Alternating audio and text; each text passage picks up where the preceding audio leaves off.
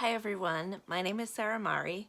I'm one of the librarians at Portland Public Library in Portland, Maine, and I'm here to read Witch Witch by Eva Ibbotson, published by Scholastic. We're going to pick up where we left off with chapter 18, where we had, and what had just happened is the contest had finished. Belladonna had won by apparently raising Sir Simon, though Lester, the butler of the wizard, Mr. Ledbetter, the secretary of the wizard, and Terence, a small boy that was the owner of the familiar that Belladonna was using, had conspired to create a fake raising, figuring that if Araman the wizard saw Belladonna, he would fall in love, which is indeed exactly what happened. But they just realized that Rover was missing, and in short order realized that Terence himself was missing. So that's where we're going to pick up. Terence, at that moment, was locked in a small dark room with high barred windows, in the place that he feared and hated more than any other in the world. For the worst thing that could have happened to Terence had happened. Matron had come unrooted. She sent out an alarm. He'd been recaptured as he ran across the road to go to the campsite, and now he was back in the home. It had happened so suddenly that he had no chance to defend himself. A police car had been waiting outside the gates. Even policemen didn't dare to go inside the gates at Darkington. Two men had stepped out of the car and grabbed him, and before he knew where he was inside the car and driving at 70 miles an hour back to Todcaster. The policeman had been quite kind, only telling him what a stupid thing it was to run away. Children were always caught in the end, they said. Apparently, a tradesman who delivered groceries to the home had seen Terence at the station on the day that he went to find Ms. Ledbetter and noticed him buying a ticket back to Darkington. But if the policeman had been fatherly enough, Matron had received the woebegone little boy with a gloating triumph. She said nothing about the rooting. Most probably she had forgotten it. There is often a loss of memory after a rooting. But she had not forgotten her grudge against Terence. And now, after a night spent on a lumpy mattress with only a bowl of claggy porridge for his breakfast, he was waiting for her to come and punish him. The door opened and Matron entered. She was yellower and more like a camel than ever, and she began at once. "Now then, what are we going to do with you? Beat you? Send you to Borstal? Keep you locked up for good?" On she went, scolding and threatening, while Terence cowered against the wall and wondered why God hadn't given people earlids as well as eyelids, so they could shut out such dreadful sounds. All the while his anxious thoughts raced back to Darkington. Had Belladonna noticed yet that Rover was gone? Had Araman learned that Sir Simon was a fake? Would anyone miss him and try to find him? Or would they think that he'd run away because he didn't like it at the hall? No, they couldn't think that. They couldn't. Matron was still standing over him, shouting and blustering, the stream of ugly words pouring out of her mouth like pitch.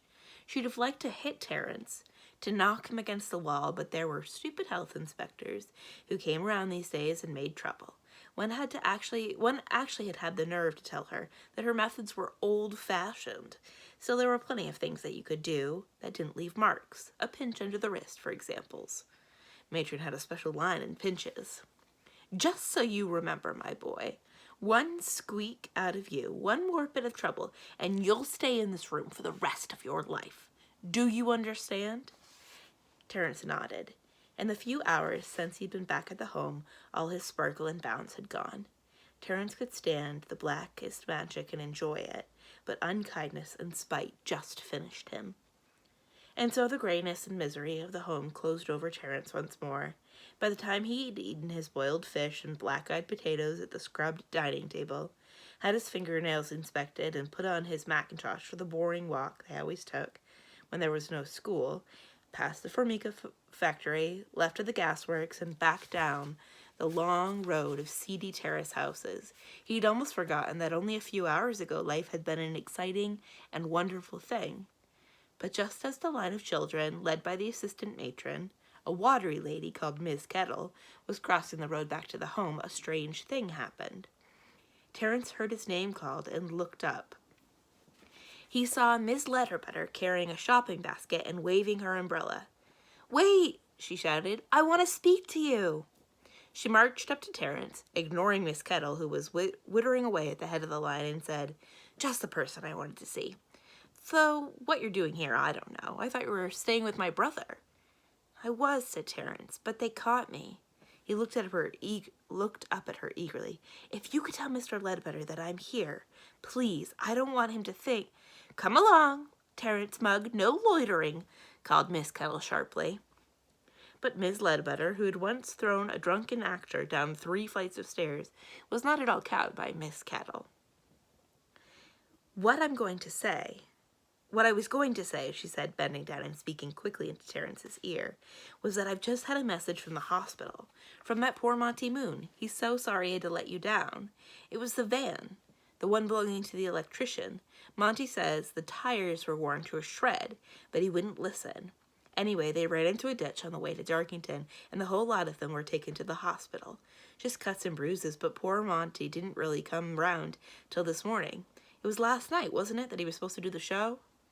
Terence was looking at her in amazement. "Yes," he said. "It was last night. But he didn't let us down. He did do the show. He was there." "No, he wasn't. Not Monty. He's been in the hospital since Sunday, and the stage manager and the electrician with him. He never got to Darkington at all. That's what's worrying him on account of having taken the 500 pounds. But now Miss Kettle had had enough. She left the front of the line, yanked Terence by the arms, and marched him away. Terence made no move to resist. He had too much to think about. If Monty Moon had never gotten to Darkington, who had appeared behind the tapestry? Who was the Elizabethan knight they had raised? Could it be? Didn't it have to be? Sir Simon Montpelier himself? So Belladonna had really done it. But Rover hadn't been there, that was certain. The box Terence had handed Belladonna was empty. And without Rover, Belladonna was absolutely white. Where had all that darkness come from then? What did it mean? "Take off your coat, you lazy boy, and don't stand there dreaming," said Miss Kettle, who took her tone from matron. Terence didn't even hear. The afternoon darkened. The children had beans on toast. Miss Kettle read them a story from the Struwelpeter about a boy who had his thumbs cut off, and then they all trooped up to bed. Lying in his iron cot, looking at the same crack in the ceiling that he'd looked at for years and years, Terence heard Billy in the next bed begin to snuffle and cry. "What is it, Billy?" asked Terence. "I'm thirsty. I want a drink." "Well, why don't you go and get one?" "I'm scared," said Billy. He was partly deaf and wet his bed and always in trouble, too. "I'll go," said Terence. He slipped out of bed and tiptoed to the corridor towards the bathroom. Matron and Miss Kettle were talking in the hall below, and they were talking about him.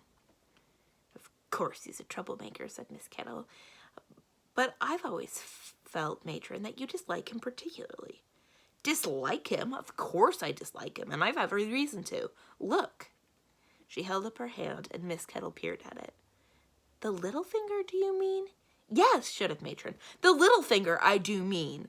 The little finger that Terence Mugg bit to the bone and mutilated when he was brought to me, a babe in arms, and I bent over to say ickle bickle boo to him as I do to all my babies. Even now I get shooting pains in it when I knit." "Goodness," said Miss Kettle. "And he was only 3 weeks old, wasn't he, when they brought him from the kiosk? Most unusual." "Everything about that horrible child is unusual. He gives me the creeps. Do you know, whatever you do to him, he never cries? Never. He'll sit there with his eyes like saucers, and he'll wince with pain, but he's never shed a tear, and the entire time he's been here. It's unnatural, that's what it is, and I'll knock it out of him. See if I don't." A sharp noise from the top of the stairs made them both turn around. Terence was standing on the landing in his pajamas. He was standing perfectly still, as though in a state of shock, and the glass of water he'd been fetching for Billy lay in splinters on his feet. "How dare you, Terence Mugg? How dare you get out of bed? Just you wait. You've gone too far this time. You've gone too far." Terence waited. He felt very strange. There was a sort of roaring in his ears, and the landing felt as though it were rocking and swaying beneath his feet. Matron was on the first step, the second, now she was almost up to him, her arm outstretched to get him by the shoulder and shake him. Terence took a long, deep breath. He closed his eyes. Chapter 19. The Wizard Watcher, returning from a holiday it hadn't enjoyed at all, arrived at Darkington the following morning, and as all three heads agreed, it was like coming back to a Blinken funeral. Aramin and Belladonna sat hopelessly entwined on the big sofa in the black drawing room, gazing into each other's eyes. Belladonna had packed her straw basket and folded her tent, and was only waiting for Terence to be found before going away forever to a life of loneliness, begonias, and pain. Except that it was beginning to look as though Terence would never be found.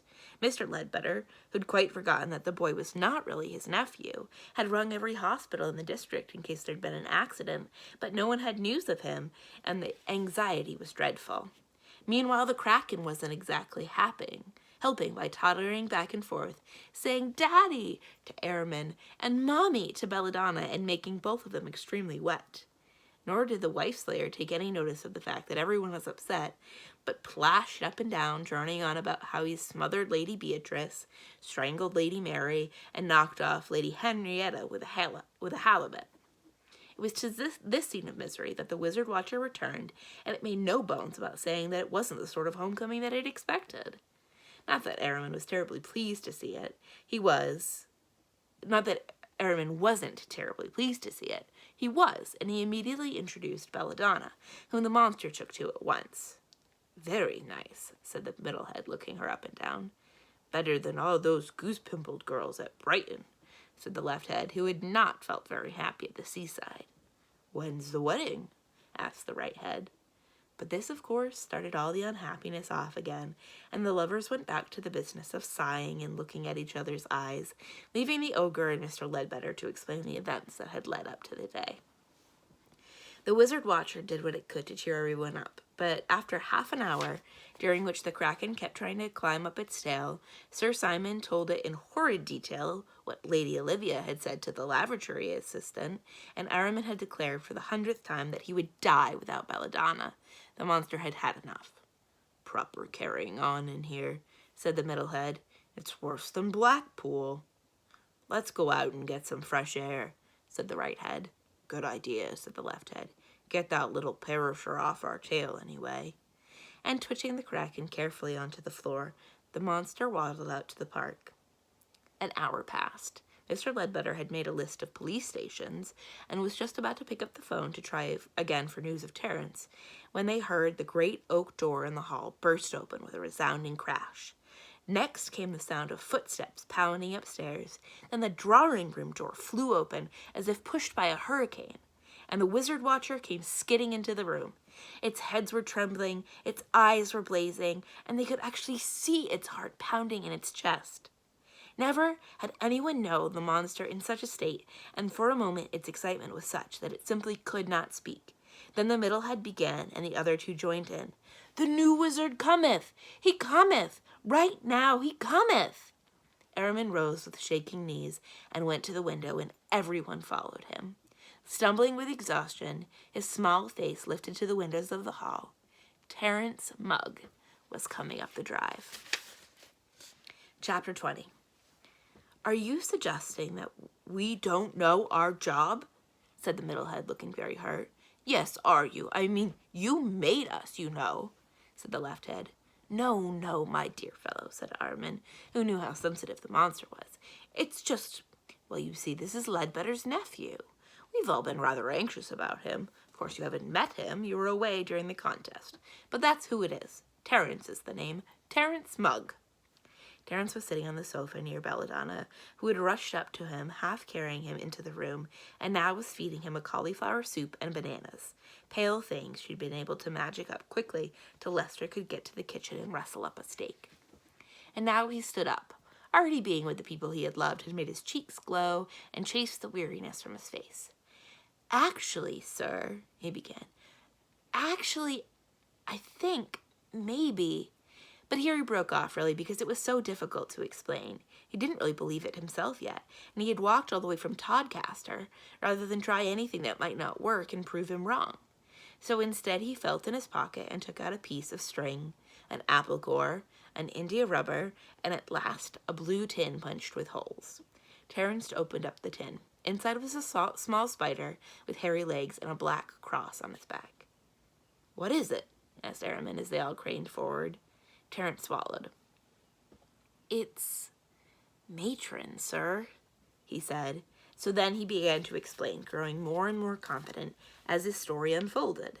And as he talked, it all became quite clear, and the only surprising thing was that no one had suspected it before. He began by telling what he had overheard at home, and as he spoke they could see the tiny baby carried in and snapping at matron with his full set of teeth, that she had hated him bitterly from that day. They could see a small boy who never cried, because wizards, like witches, cannot shed tears, but a small boy who knew nothing of his powers because, unlike Mr. and Mrs. Canker, who had wisely encouraged their little Araman, Terence had grown up in a place where people were ignorant and blind. And then, when he'd first met Belladonna, Terence went on. He felt, not just that he loved Belladonna. Everyone, said Terence, loves Belladonna. But a sort of feeling of belonging. And from the first moment when she'd tried to root matron, Terence had said her spells along with her, and worked with her, and felt with her. "Whatever she did," he said, "I had to do it, and sometimes I said extra spells of my own. Only I thought it was Rover that the blackness came from. We both did. I was sure it was Rover. But then I met Miss Ledbetter, and she told me that Mr. Moon had never come to the hall at all. He'd had an accident, but Sir Simon did appear, and I knew it couldn't have been Rover because Rover had already gone, so..." But this part was news to Mr. Ledbetter and Lester, and gobbledygook to Araman and Belladonna, and Terence had to stop while everyone explained everything to everyone else. Araman was most as pleased to think that his servants had tried to play a trick on him, but when they explained it was only because they were so sure that Belladonna was the wife for him, he couldn't really make a fuss. "Anyway," Terence went on, "I couldn't understand what had happened because I knew Belladonna was quite white without the earthworm. So if it wasn't Rover and it wasn't her, who was it? And then they said that thing about me biting so hard when I was a tiny baby, and everything sort of clicked into place. And when Matron came charging upstairs at me, I just shut my eyes and, well, there she is." And he held out the tin in which the spider was scuttling dementedly to and fro. After the rejoicing after Terence had finished his story may be imagined. Belladonna hugged him and kissed him. Lester seized a saber and gulped it down joyfully in a single swallow. Araman came and pumped him by the hand. "My dear boy, what happiness, what joy, what a relief! Don't you see all of our problems are solved? You shall stay here and attend to wizardry and darkness, and Belladonna and I can be married and live happily ever after." "Oh, Harry, so we can, cried Belladonna, rushing into his arms. "It doesn't matter what color our babies are now, does it, with a mighty wizard like Terence to take charge of things?" "Am I really going to be a mighty wizard?" Terence asked, his eyes shining. Araman turned to him, his dark face serious for a moment. "You have a great gift, my boy. A great gift. Necromancy at your age? I couldn't have touched it. Why, if I called thunder before lightning, I was pleased as Punch. No. It's my belief that you're going to extend the frontiers of wizardry and darkness to unheard of depths. Of course, there's a lot of work before you. You understand that, I'm sure." "Oh, yes, sir. I'll work like anything." And in the excitement and happiness which followed, everyone was careful to give the wizard watcher his due, and the useful monster sat there, contented smiles on its faces, receiving congratulations that it deserved. "Yes, it's a relief," said the middle head, nodding graciously. "No use pretending it isn't." "Those 990 days just sitting there took it out of us," said the left hand, "not to mention the Tilblades." "Still, all's well that ends well," said the right head. There was only one slight snag, which Mr. Ledbetter, drawing aside his employer, pointed out to Araman. "If Sir Simon's real, sir, which it seems he is, what's to become of him? Because it's my belief that if anyone has to hear about Lady Mary, or Lady Julia, or Lady Letitia who guzzled, there will be a murder done, and it won't be him doing it." Araman nodded. A look of deep wickedness had come to his fiery eyes. "Actually, Ledbetter, I've just had a very neat idea about Sir Simon. A very neat idea indeed, but first we must have our wedding party. I want you to invite everyone. All the witches that took part in the contest, for a start. Even the enchantress, sir? Said Mr. Ledbetter, frowning. Aramin smiled. Particularly the enchantress, he said. Chapter 21. The day of the wedding dawned, and from all over the land there came kobolds and kelpies, goblins and noggles, furies and fiends to share the magician's happiness and to meet the new wizard whose coming had been foretold by the fortune-teller, Esmeralda, and whose power was said to be greater than even Aramin's own. No handsomer couple than the bridal pair could be imagined. Aramin was in antlers and a gold-patterned cloak. Belladonna's ink-black dress was loose and flowing, and in her glorious hair she wore only a single simple bat. It was the little short-eared bat that had invented an Aunt Screwtooth for her at the coven, and it had flown up specially to be with her on her special day. In the center of the table, on a blue velvet cushion that the ogre had fitted with a special sprinkler, lay Rover, looking rosy and peaceful now that it was understood that he was not a powerful familiar, but just an ordinary worm. Opposite him, in a high chair, sat the Kraken, squeaking with excitement. Belladonna had managed to put him into nabbies in spite of his 8 legs, and with his underside wrapped in snow-white muslin, he looked, as Terence said, almost like a bridesmaid, or perhaps a page. None of their friends had failed them. Mr. Chatterjee had flown back from Calcutta, the ghoul had left his slaughterhouse.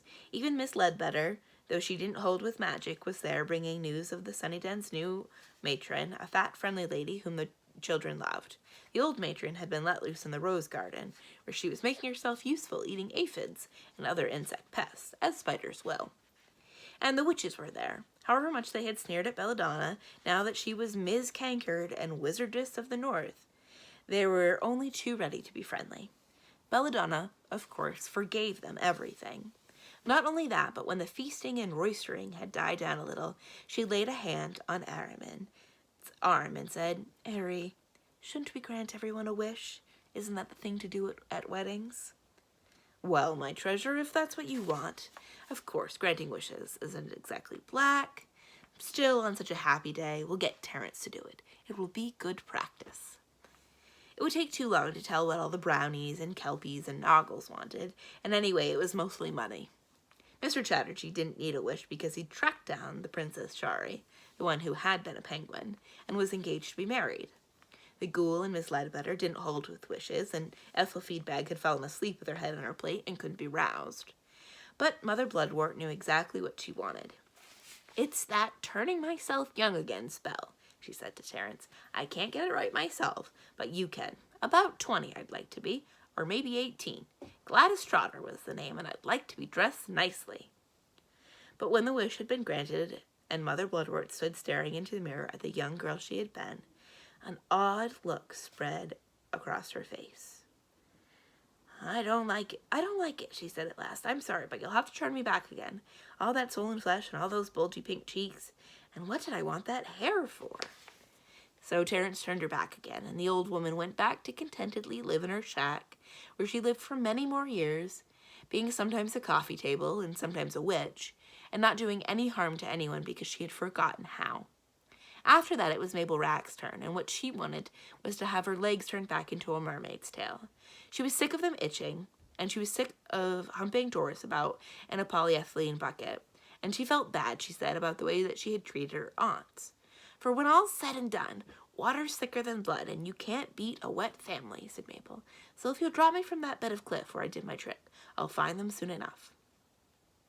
So the wedding guests, glad of some fresh air after all that eating, trooped off to the Devil's Cauldron, and Terence gave Mabel a splendid tail and 2 gill slits for breathing underwater, and Belladonna kissed Doris lovingly above her vile red eyes.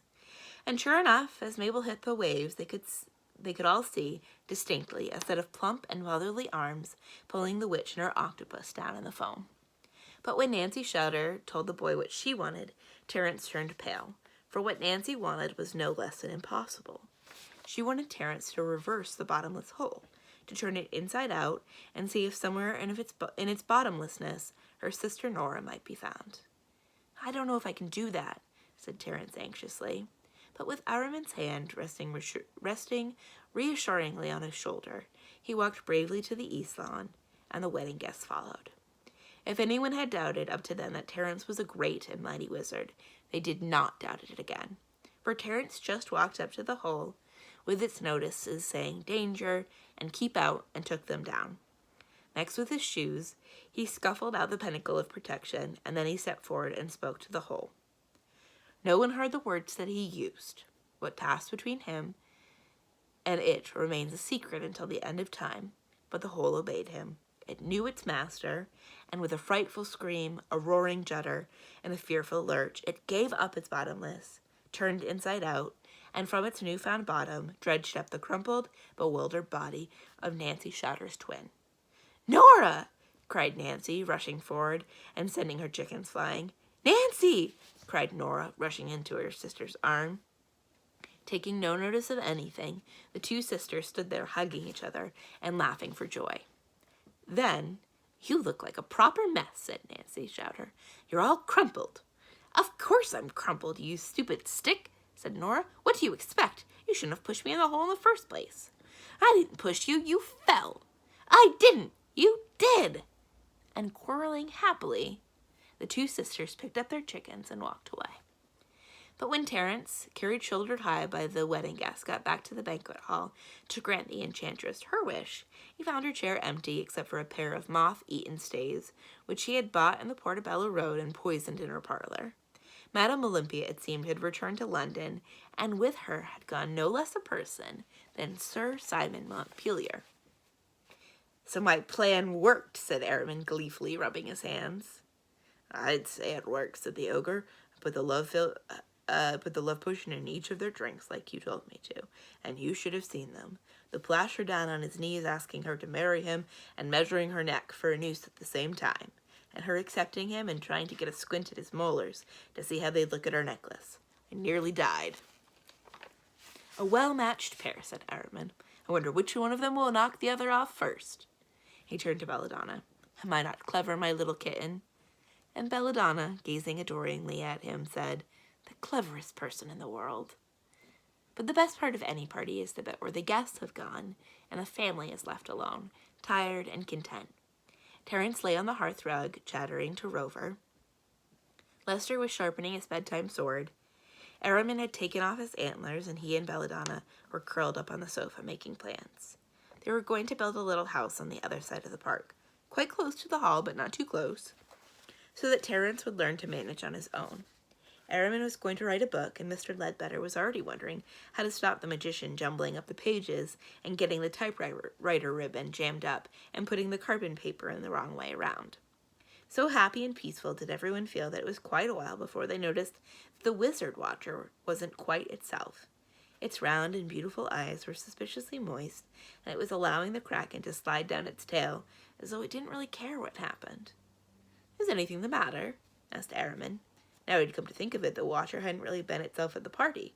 It had eaten hardly anything, and talking had seemed an effort. The monster shook its head. "It's nothing," said the middle head in a low voice. "Not anything really," said the left head. "We're only making a fuss," the right head agreed.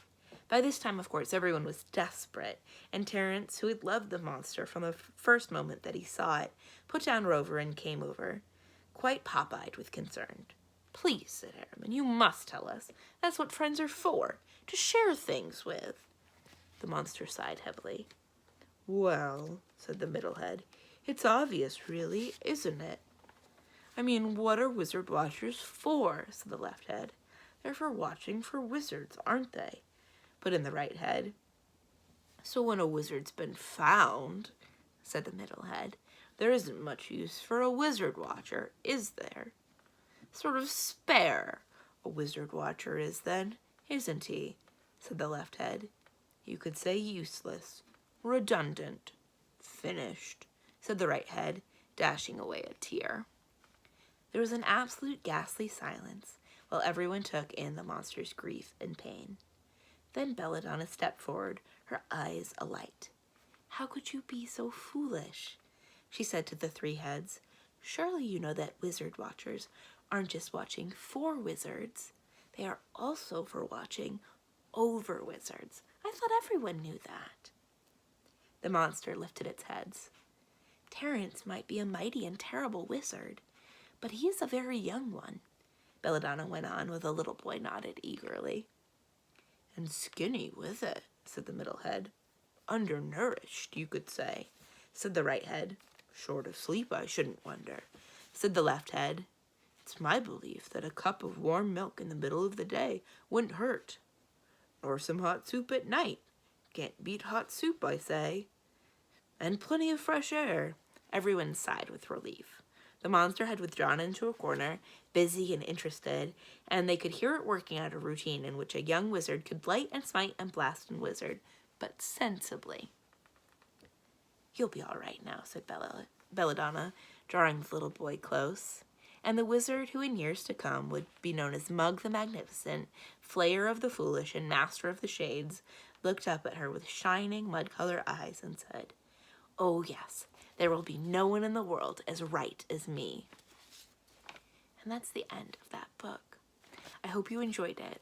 It's called Which Witch by Eva Ibbotson. It's published by Scholastic. My name is Sarah Mari. I'm one of the librarians at Portland Public Library. And I want to thank you for listening to this story. We'll have more stories coming, so feel free to join us again. Bye!